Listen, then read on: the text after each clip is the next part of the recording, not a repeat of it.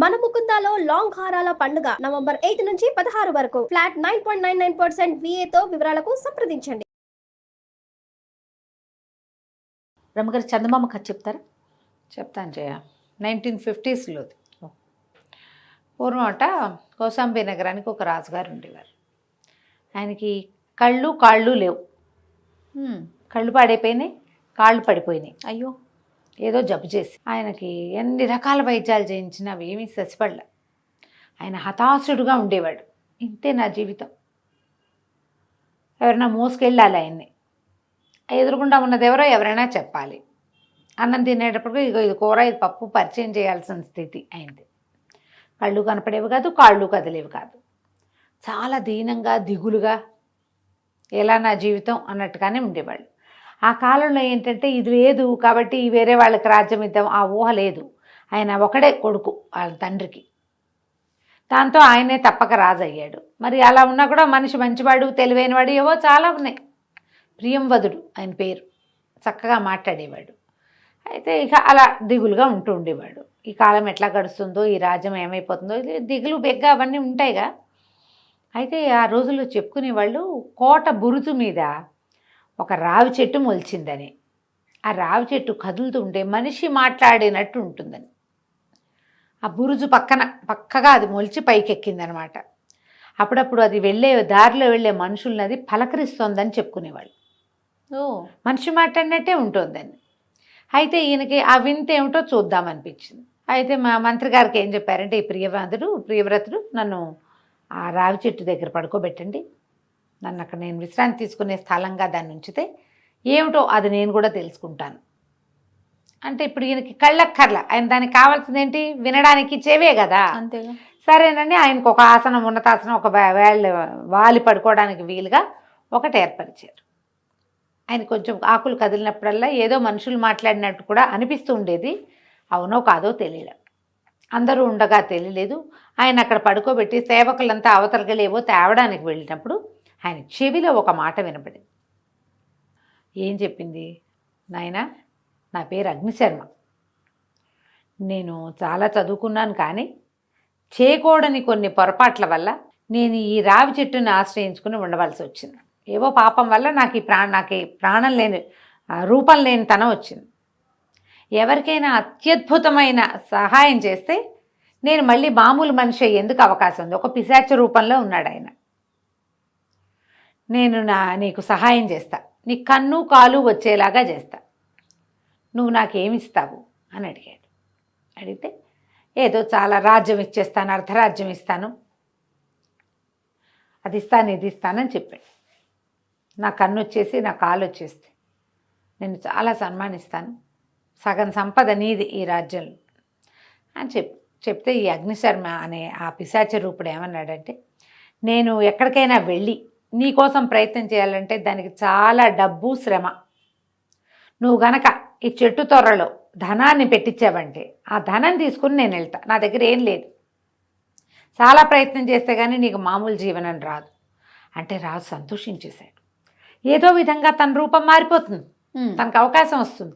సంచులతోటి డబ్బులు తెప్పించి ఆ రావి చెట్టు తొర్రలో పెట్టిస్తే రెండో రోజుకి ఇక ఈ చెట్టు మాట్లాడడం మానేసింది.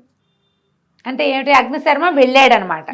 ఆ అగ్నిశర్మ ఆ చెట్టు తాలూకు ఆత్మని బతిమలాడుకొని రూపాన్ని సంపాదించుకొని ఆ డబ్బులు పట్టుకుని ప్రయాణమై బయలుదేరి వెళ్ళిపోయాడు.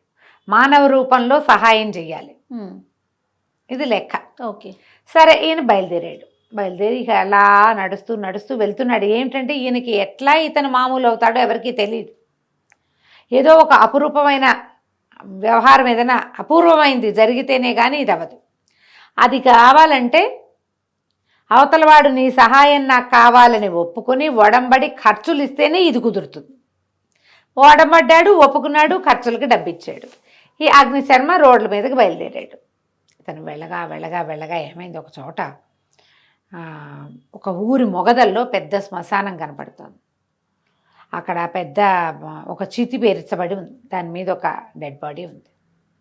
ఒక అమ్మాయిని పసుపు బొట్టు పెట్టి అలంకారం చేసి పువ్వులు పెడుతున్నారు, చక్కటి కుందన బొమ్మలు ఏముంది, ఒక 20-25 ఏళ్ళ అమ్మాయి. ఈయన అక్కడికి వెళ్ళి ఈయన కొంచెం బ్రాహ్మణ వేషధారిగా ఉన్నాడు, ఏం జరుగుతోంది ఇక్కడ అని అడిగితే, మరి మా కులం కుర్రవాడు ఒకడు మరణించాడు, ఇంత ఇంత బుడ్డ పిల్లలు ఉన్నారు వాళ్ళకి, ఆ పిల్లలు కూడా ఉన్నారు శ్మశానంలో. ఈ అమ్మాయి ఇతని భార్య, మా ఆచారం ప్రకారం సతీసాగమనం చేస్తున్నాం. ఓహో. అమ్మాయిని అలంకారం చేస్తున్నాం, పిల్లలు ఏడుస్తున్నారు, తల్లి నిర్వికారంగా కూర్చున్నది. అక్కడి నుంచి ఈయన గట్టిగా కేకలేసాడు. ఇప్పుడు వాడి కాలం తీరి చనిపోయాడు ఒకడు. చనిపోతే వాడికి పుట్టిన సంతానాన్ని పెంచుకుంటూ అతను చేయవలసిన బాధ్యతల్లో అతను నెరవేర్చవలసిన బాధ్యతల్ని కొన్నిటిని నెరవేర్చాలి. కాలం తీరినప్పుడు స్త్రీ కూడా పోతుంది. ఈ బలవంతంగా మీరు చంపటం ఏమిటి? ఆ అమ్మాయి సిద్ధంగా ఉందంటే పిల్లలు ఉన్నారు మరి వెనకాల. తనంతట తను స్వచ్ఛందంగా మరణించడం వేరు, చుట్టాలే పక్కాలే నిలబడి దాన్ని అలంకారం చేసి దాన్ని ఎత్తి చితి మీద పెట్టడం వేరు. ఇది పనికిరాదు. సహగమనాన్ని నేను ఒప్పుకోను. ఈ అమ్మాయి పోతే, తండ్రి పోయి, తల్లి పోతే ఈ పిల్లల పెంపకం ఎట్లా? అది ఈ పిల్లల్ని కూడా తోసేద్దామా దాని మీదకి? కాదు, వాళ్ళు భారత పౌరులు. మరి అమ్మాయి పిల్లల తల్లి, అతని ఆస్తిని చూసుకున్న పిల్లల్ని పెంచుకుంటుంది. మగవాడైతే స్త్రీ చనిపోగానే ఇంకో పెళ్లి చేసుకుంటున్నాడు కదా, స్త్రీలకు పెళ్లి చేసుకునే అవకాశం లేదు, పిల్లల్ని పెంచే అవకాశమైనా ఇవ్వాలిగా. ఈయన చెప్పిన మాటలకి కన్విన్స్ అయిపోయారు వాళ్ళు. కన్విన్స్ అయ్యి, అమ్మాయి నీ ప్రాణాలు రక్షించడానికి వచ్చాడు ఈ అగ్నిశర్మ గారు, ఎక్కడి నుంచి వచ్చాడు? దేవుడు పంపించినట్టు అగ్నిదేవుడే స్వయంగా ఇట్లా వచ్చాడు, నిన్ను కాల్చడం ఇష్టం లేక అని ఆ తల్లి పిల్లలతో దండాలు పెట్టించి ఆ చితి మీద ఉన్నది ఆ శరీరాన్ని పంపించేశారు. మామూలుగా అగ్నికార్యం చేసేసి తల్లిని పిల్లల్ని చేర్చేశారు. తను చూడు ఎట్లాంటి పని చేశాడు, మేలు చేశాడు. మరి ఒక కుటుంబానికి ఎంత మేలు చేశాడు. అక్కడి నుంచి నడిచి వెళ్ళటం మొదలుపెట్టాడు. వెళ్తే ఒక ఊరు చేరాడు. ఊరు చేరితే ఆ ఊళ్ళో వాళ్ళంతా ఎంతో గందరగోళంగా ఉన్నారు.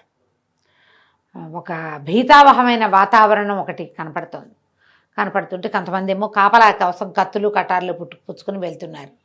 ఇలా చీకటి పడేసరికి ఎవరికి వాళ్ళు ఇళ్లలో సర్దేసుకుంటున్నారు. ఈ అతిథికి అభ్యాగతులకి భోజనం పెట్టే కాలం. ఈయనకు అన్నం పెట్టడానికి ఎవరు సిద్ధంగా లేరు.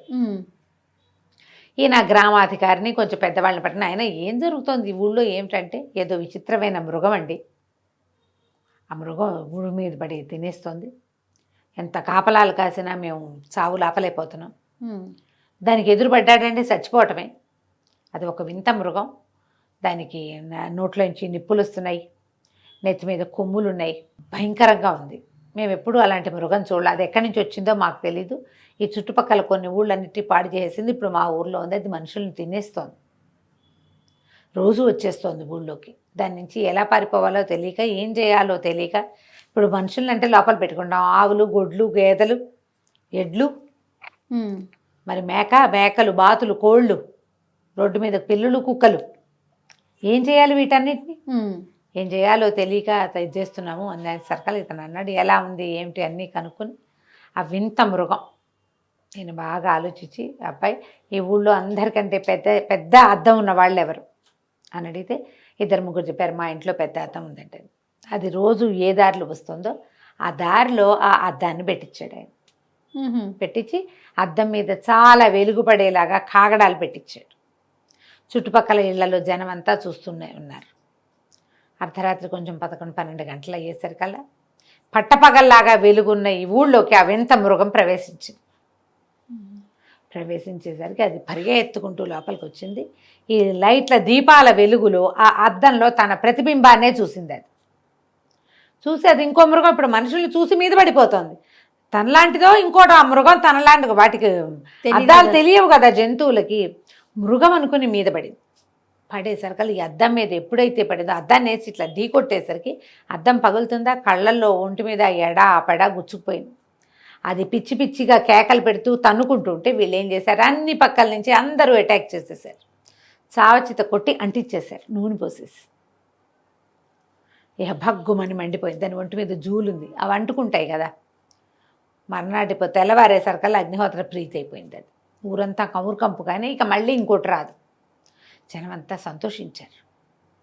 ఎక్కడి నుంచి వచ్చావు నాయన, ఇంత ఐడియా ఎలా వచ్చింది నీకు అంటే అతను చెప్పాడు, ఎన్నో కాలాలుగా నేను ఒక చెట్టును ఆశ్రయించుకుని ఉన్నాను, నా చుట్టూతా జరిగేవన్నీ నేను చూస్తూనే ఉన్నా నా ప్రమేయం లేకుండా అని. ఎక్కడికి వెళ్తున్నావు, ఏం చేస్తున్నావు అని వాళ్ళు అడిగేసరికి ఇట్లా మా రాజుగారికి అనారోగ్యం ఉంది, కళ్ళు కనపడవు, కాళ్ళు లేవు ఆయనకి. అతనికి మేలు చేయటం కోసం వైద్యం కోసం బయలుదేరానంటే వీళ్ళు ఏమన్నారు, ఇక్కడి నుంచి కొంచెం ముందుకెళ్తే జీవనం అనే ఒక వనం ఉంది. ఆ జీవన వనంలో దేవతలు గంధర్వులు వాళ్ళు తిరుగుతూ ఉంటారు. అక్కడ అత్యద్భుతమైన మూలికలు దొరుకుతాయి. ఓకే. ఏదైనా నీకు సహాయం లభించవచ్చు, ఫలానా మూలిక అని మేము కూడా చెప్పలేము, మాకు తెలీదు. కానీ ఆ జీవన వనం మాత్రం మామూలుది కాదు. అక్కడ అసలు మనుషులు తిరగరు, దేవతలే ఉంటారు. నువ్వు చాలా తెలివిగలవాడివి, ఏదైనా ప్రయత్నం చేసుకో అని చెప్పి అతన్ని పంపించారు. ఇతను అటువైపు వెళ్ళటం మొదలుపెట్టాడు. చాలా పచ్చగా ఇదిగా ఎంతో బాగుంది అడవి. వెళ్తూ ఉంటే ఎన్ని రకాల జంతువులు, తేళ్ళు, పాములు, మండ్రగబ్బలు. ఇతను ఉపాయంగా దాటుకుంటూ ఆ జీవన వనంలోకి ప్రవేశించాడు. లోపలికి వెళ్ళేసరికి నేను నాళ్ళుగానూ నడుస్తున్నాడు కదా, ఎంతో కొంత అలసటగా ఉంటుంది. అవును. మరి కొద్ది రోజులేమో ఈ ఊర్లో ఉన్నాడు, ఇక్కడేమో జంతువు వల్ల నిద్ర లేదు. ఒక్కసారి అలసటంతా తీరిపోయి ఫ్రెష్గా ఎంత హాయిగా ఉందో అతను అనుకున్నాడు, ఈ వనంలోనే ఏదో ఉంది. ఇక్కడికి వచ్చేసరికి ఆరోగ్యం చేకూరిన భావన వచ్చింది. Feeling fresh. ముందుకు వచ్చేసరికల్లా వెనక నుంచి ఏవో కంఠాలు వినపడ్డాయి. ఎవరో మాట్లాడుతున్నారు. ఒక 6-7 గంధర్వులు కనపడ్డారు, దేవజాతులు. నేల మీద కాళ్ళు, ఎవడెవరా నువ్వు, మా వనంలోకి ఎందుకు ప్రవేశించావు అని చెప్పి అడిగేసరికి ఇతను చెప్పాడు, మా రాజుకి ఒంట్లో ఆరోగ్యం లేదు, కౌశాంబి నగరాధిపతికి అతని కోసం వైద్య కోసం బయలుదేరాను. ఈ ప్రాంతంలోకి వచ్చేసరికల్లా ఇది ఒక అపూర్వ వనం అని తెలిసింది. ఏదైనా వనమూలికలు దొరుకుతాయి, ప్రయత్నం చేద్దామని వచ్చానంటే ఇది దేవతలు తిరిగే చోటు, మానవులకి వైద్యాలకి మేమేమి ఇవ్వం అంటే దేవతలకి కేవలం మాకే ఇది, మీకు మేము ఇచ్చేది లేదు, వీడిని బంధించండి అంటే ఒక 3-4 తాళ్ళు వేసి పట్టుకోబోయారు అతను. ఇంతలో ఏమైంది, ఒక గంధర్వుడు వచ్చాడు అక్కడికి. ఆ గంధర్వుడు ఎట్లా వచ్చాడు, సర్పరూపంలో వచ్చాడు. వచ్చి గబుక్కున మన గంధర్వుడిగా మారిపోయి, నువ్వా శర్మ, కులసాగా ఉన్నావా అని గబగబా దగ్గరకు వచ్చాడు. ఎంతకాలం అయింది నిన్ను చూసి, బాగున్నావా అని అడిగేసరికి ఇది గంధర్వులు ఆశ్చర్యపోయారు. మానవుల్లాగా అడుగుతున్నావు నువ్వు, ఇతను నీకు ఎట్లా తెలుసు అంటే, అయ్యో ఇదివరకు ఎప్పుడో, ఇతను ఎప్పటివాడో, ఈ శర్మ నిన్న మొన్న పిశాచ రూపం రాలా ఆయనకి, ఎప్పుడో జరిగింది అతను అట్లా మారిపోవటం. నేను ఒకప్పుడు చిన్న శాపం తగిలి సర్పంగా మారి ఉన్నాను, ఉంటే నాకు శత్రువులు నా మీద పడి నన్ను చంపబోయారు, సులువుగా నన్ను జయించవచ్చు కాబట్టి అప్పుడు ఈ శర్మ వాళ్ళని తరిమి నన్ను రక్షించాడు. అందుకని శర్మ ఏం మాట్లాడినా ఇతరులకు వినపడుతుంది. ఇప్పుడు అతను ఒక పిశాచ రూపంలో ఉన్నాడు, మానవులతో మాట్లాడగలిగే అవకాశం దొరికింది ఈ గంధర్వుడి వల్ల. దానివల్ల నాకు శాప విమోచనం అయింది, నీ మాటలు ప్రజలకు వినపడతాయని తనకి వరం ఇచ్చి వచ్చాను నేను అనేసరికి గంధర్వులంతా ఆశ్చర్యపోయారు. నీ శాప విమోచనానికి కారణమైన వాడికి మనం ఏదైనా సహాయం చేద్దాం, ఏం చేద్దామో చెప్పు అంటే వాళ్ళలో వాళ్ళు మాట్లాడుకున్నారు. అందులో ఒక వైద్యుడు ఉన్నాడు వాళ్ళలో. అతను ఏం చెప్పాడంటే, ఒక చిన్న ఇంత బౌల్ లాంటిది ఇచ్చాడు, ఒక ఏమంటారు గిన్నె ఇచ్చి, నాయన తెల్లవార్లు ఇక్కడ మంచు కురుస్తుంది, సన్నటి పొగ మంచు, ఈ డిప్ప ఇది గిన్నెని పట్టుకుని నువ్వు అంతా తిరుగుతూ మంచుని సేకరించుకో, దాని ఉపయోగం రేపు చెప్తానన్న. దేవతలు వెళ్ళిపోతే ఈ రాత్రంతా ఈ అగ్నిశర్మ ఆ మంచు బిందువుల్ని అంతా అడవిలో ఓ చోట కూర్చుని ఓ చోట లేచి అటు ఇటు నడిచి ఆ జీవన వనంలో మంచుని సేకరిస్తే అన్ని నీళ్ళు వచ్చినాయి అందులోకి. మంచు మొదట చూస్తే మంచు అలా చాలాసేపటికి నేలంతా తడి అవుతుంది కదా, మనం గమనిస్తాంగా, ఎక్కువ బొట్లుగా వచ్చేది పల్చటి తెరలాగా వస్తుంది. ఆ తెర మీద మనం ఏదైనా ఒక దుప్పటి వేసినా తడిసిపోతుంది, అది పత్తి పెడితే తడిసిపోతుంది, దాన్ని పిడితే ఇన్నైనా నీళ్ళు వస్తాయి. అవును, తట్టింది కదా, అర్థమైంది కదా. అతను ఏం చేశాడు, దీంట్లోకి ఈ బౌల్లోకి సేకరించాడు.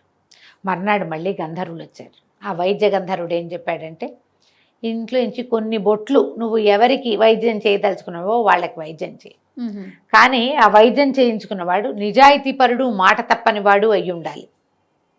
ఈ రెండు ఉంటే వాడికి ఆ వైద్యం శాశ్వతంగా పనిచేస్తుంది. వాడు నిజాయితీ తప్పినా మాట తప్పినా ఆ వైద్యం వాడికి పనిచేయదు. ఈ జీవన వనంలో ఉన్న మంచు యొక్క ప్రత్యేకత అది. అంటే అక్కడి నుంచి ఇతను ఏం చేశాడు, తన దగ్గర ఒక పెట్టెలో దాన్ని భద్రపరుచుకుని మళ్ళా ఇదంతా నడిచి కౌశాంబి చేరాడు. ఆ రాజుగారు రోజు వచ్చి రావి చెట్టు కింద కూర్చునేవాడు. వచ్చాడేమో అగ్నిశర్మ అని. 3-4 నెలలు గడిచాయి. ఈ మొత్తం మీద అతను తిరిగి వచ్చాడు. వచ్చి సరే రాజుకి నోట్లో వేశాడు. నీటి బొట్లు వేసేసరికి ఈయన ఇట్లా కళ్ళు మూసుకునేసరికి చూపు కనపడటం మొదలెట్టింది. కాళ్ళు ఇట్లా ముడుచుకుపోయిన కాళ్ళు సాఫీగా అయిపోయింది. లేచి అటు ఇటు నడిచాడు. ఎంత సంతోషించాడో, శర్మ నువ్వు మాట నిలబెట్టుకున్నావు, నువ్వు ఎంతో గొప్ప పని చేసావు, నా కళ్ళు వచ్చేసినాయి, నా కాళ్ళు వచ్చేసినాయి అని సంతోషించాడు. సరే, ఇదంతా ఏమేం జరిగింది, తను ఏమేం చేశాడు, దారిలో ఏం జరిగింది అన్నీ చెప్పాడు కథలుగా. ఒకసారి రాజస్థానానికి నేను వెళ్ళొస్తానని లేచాడు రాజుగారు. మరి నాకు ఇచ్చిన మాట ఏమిటి అని అడిగాడు అగ్నిశర్మ. అడిగితే ఈయనకి ఏం మాట ఇచ్చాడో మర్చిపోయాడు రాజుగారు. అయ్యో, గుర్తు చేసే ఉద్దేశం లేదు ఆయనకి. చాలా సంపద ఇచ్చాడు అగ్నిశర్మకి, అదంతా ఖర్చు అయిందో అవలేదు.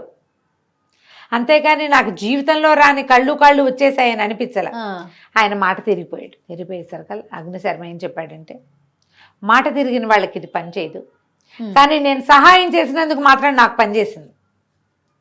శాశ్వత మానవ శరీరం వచ్చేసింది. చెట్టు దగ్గరకు వస్తే పిశాచి అయిపోవాలి అతను, కానీ అవల మనిషిలాగానే ఉన్నాడు. దీని నియమం అది. ఇక నీకు వైద్యం ఎవ్వరూ చేయలేరు, నేను వెళ్ళొస్తానని వెళ్ళిపోయాడు. ఇంత ప్రయత్నం చేయించిన రాజుగారు మళ్ళీ కాళ్ళు రెండూ పోగొట్టుకుని హతాశుడై మంచం మీద కూలబడిపోయాడు. ఆయనకి ఎప్పటికీ వైద్యం జరగల. ఈ సహాయం చేసి దారి మధ్యలో ఒక సతీసగమనాన్ని ఆపి ఒక అడవి జంతువుని రక్షించి సంహరించి ప్రజలకి సహాయం చేసిన అగ్నిశర్మకి మాత్రం శాశ్వతంగా మానవ శరీరం వచ్చేసింది. అతను తన పిశాచత్వాన్ని పాపాన్ని పోగొట్టుకుని హాయిగా వెళ్ళిపోయాడు. మనం ఎవరికైనా ఒక మాట ఇచ్చినప్పుడు మాట మీద నిలబడాలి. ఖచ్చితంగా నిలబెట్టుకోలేకపోతే ఏమవుతుంది, మనకి ఏది వచ్చిందో అది పోతుంది. సంపదలు కూడా అలాగే పోతాయి, వెంటనే మాయమైపోవచ్చు, ఇంకోలా మాయమైపోవచ్చు. ఈ కథ మనం 50s రాయబడింది, చందమామ కథ. ఎంత మోరల్ స్టోరీ కదా, చాలా బాగుందండి. నమస్తే. నమస్తే.